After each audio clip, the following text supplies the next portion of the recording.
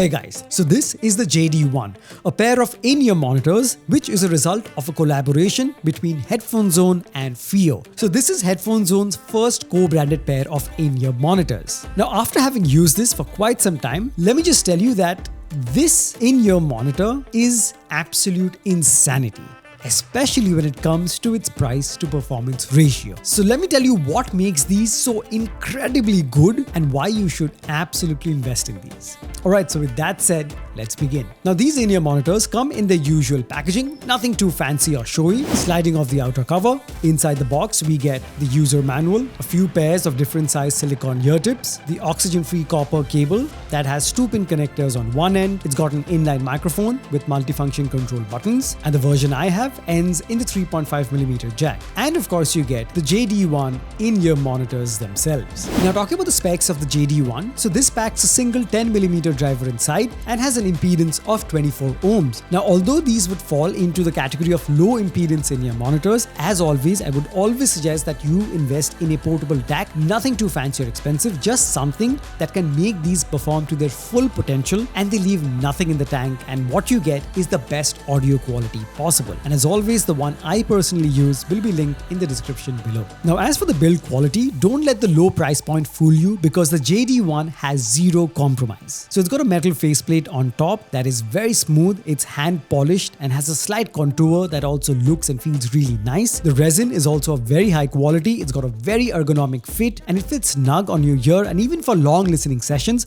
there was no ear fatigue. Okay, now let's get into the main criteria, which is the audio quality, which is what makes the JD1 absolute insanity. So you guys know, if you're an existing viewer, that when I judge these in-ear monitors, I judge them based on the 3 major frequencies that broadly make up any sound that you hear: the highs, the mids and the lows.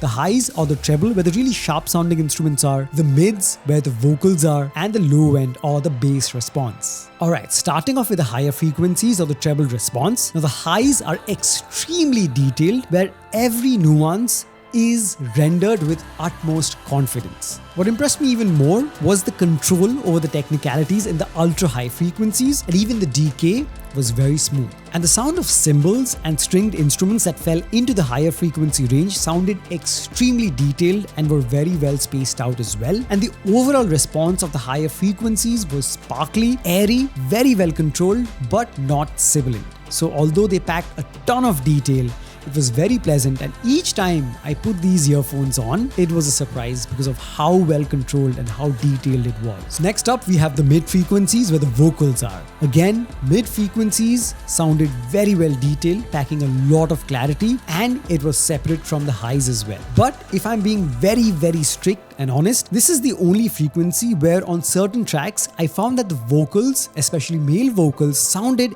ever so slightly thin. Mind you, the clarity and the sharpness in the mids is beyond impressive, but what it lacks a little bit is a touch of warmth, which would have added a layer of depth, and that would have made the mid frequencies impeccable. Now the strokes of guitars that fell into the mid-frequency range were packed with detail and sounded pristine. It maintains its rich tonality throughout, and the decay is also very nicely rendered. So the mid-frequencies do an extremely impressive job, but the only thing lacking was, like I said, a touch of warmth in the vocals that would have added a layer of depth, made it more immersive, and that would have made the mid-frequencies absolutely flawless. And finally we get to the low end or the bass response. Now the low end on the JD1 means business. I was absolutely impressed by how thick the mid-bass slam was, how heavy it was, and it even treads into the realm of the sub-lows that gives you that rumble, and that makes it ideal for bass heads. And even the roll-off or the decay was excellently controlled. It gave a well-rounded, hefty bass response which was distortion-free, and it makes any music you're listening to all the more immersive.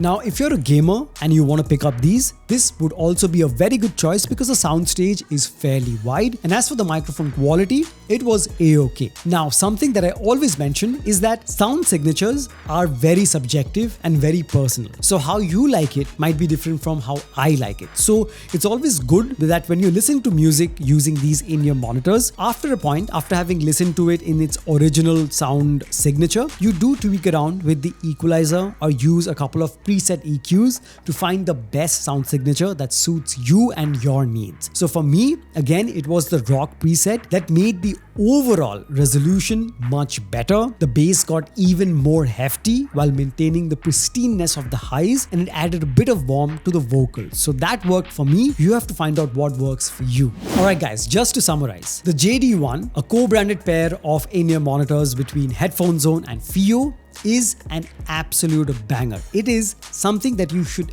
absolutely invest in because this can definitely take on and defeat many other in-ear monitors that are far more expensive. So that is how good these are. So considering its incredible price to performance ratio, the JD1 is a great starting point. So there you have it guys. That was my detailed review of the JD1. I'm super impressed. Anybody who's using it is mighty impressed, and for good reason. So definitely check it out. The link to this will be in the description below, so definitely check it out from there. And that's about it. So if you have any other questions regarding this, do hit me up in the comment section below. I'll try my best to answer them. Thank you so much for stopping by. Make sure to smash the like button, subscribe if you haven't already, share this video with someone who needs to see this, and as always, I'll catch you guys very soon in the next one.